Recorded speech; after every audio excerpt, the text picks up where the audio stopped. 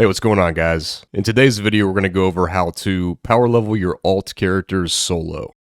This is especially helpful if you're playing solo self-found hardcore. Obviously, at that point, you're not going to be able to group up with other people to power level you, so you need a way to do it quickly for backup characters and if you want to play other classes. And even if you're not playing solo self-found hardcore, there's a lot of players out there that mostly play solo and would like a way to level up quickly without having to rely on someone else to do it for you. So this video is mostly for new players. I'm sure you guys that have been playing the game for a long time already kind of know how this works, but it did get a bit of an upgrade this season with the Angelic Crucibles as well. So the first thing you're going to need is a level 70 legendary weapon. We're going to use the Engiom for this example, and you're going to take the Angelic Crucible, which is the seasonal item drop, and apply it to the weapon. So this is basically going to turn it into a Primal Ancient with one of 3 new legendary powers per class. So it's going to apply one of the 3 legendary powers to the item at random, and each class is going to have one of these powers that's the best for them. And later on in the video, I'll go ahead and go over which legendary effects I think are the best for each class for doing this process. For Witch Doctor, we're going to try to go for the Gargantuan one. So let's go ahead and apply it. So as you can see, it is a ancient item now. We got Horrified the first time. Again, we're looking for Gargantuan.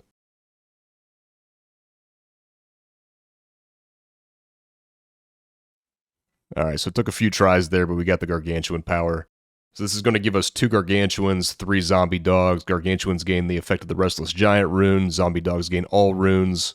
And then we can add Sacrifice into the leveling build to make enemies take more damage from our pets. So from there, the next thing we're going to need is a socket on the item. So you can do one of 2 things. You can go to the Mystic and try to roll a socket, or if you've got Ramalandi's gifts available, just apply a socket with this. And then on your already level 70 character, you'll need to level up a Gem of Ease to level 25. And then you can socket this into an item to set the requirement of the item to level 1. So we put that in.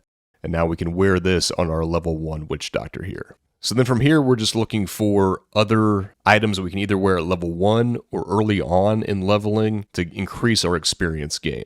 So the first 2 items we're going to look at are the Leoric's Signet and the Leoric's Crown. Now both of these items can be gambled at level 1 on your brand new character. So get some blood shards on your level 70 character you already have, and then gamble these. And with how fast you level up at the very beginning of this, you can equip these close to instantly. So the Leoric's Signet gives you an experience increase, and then the Leoric's Crown will increase the effect of a gem socketed into it. So we're going to socket a Flawless Royal Ruby, which also gives you an increase to experience.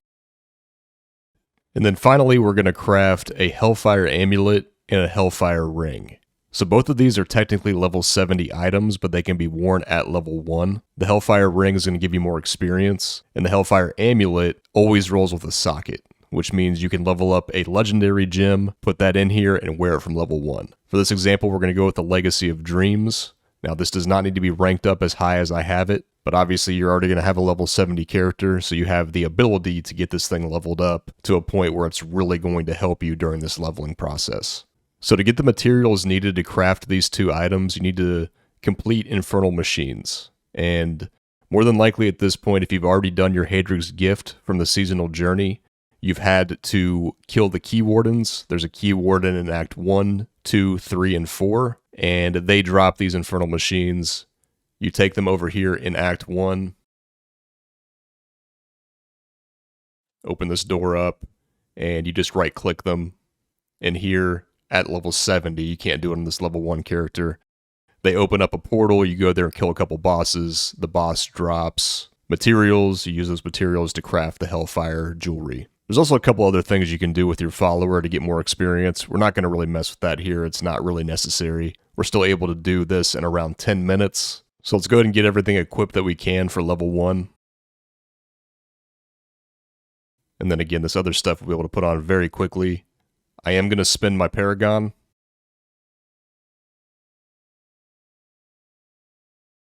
Because obviously you want to make this as fast as you can.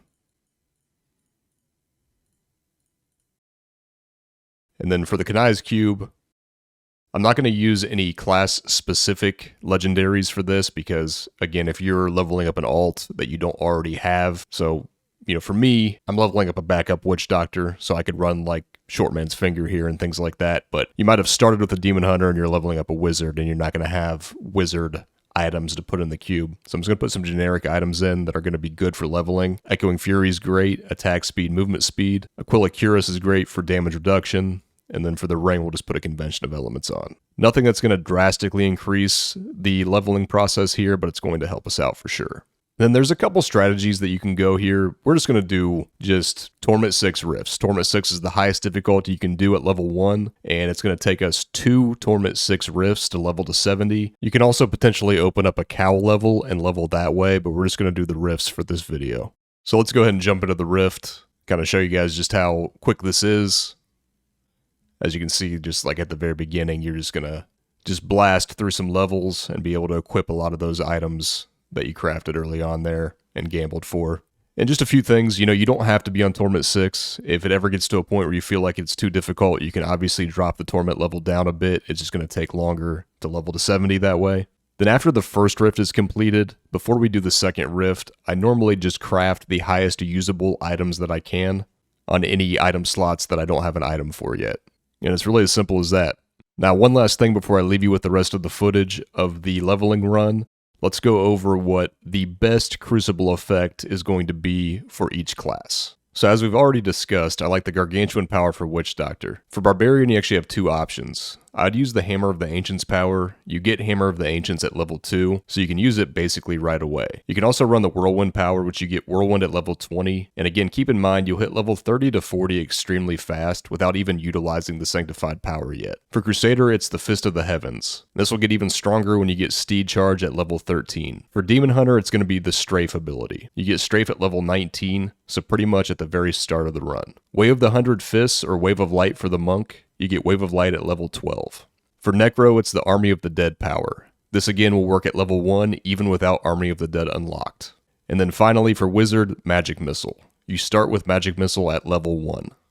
So that's going to wrap it up, guys. I'm going to leave you with the rest of this Witch Doctor leveling run that I did. Thanks for watching, and I'll see you next time.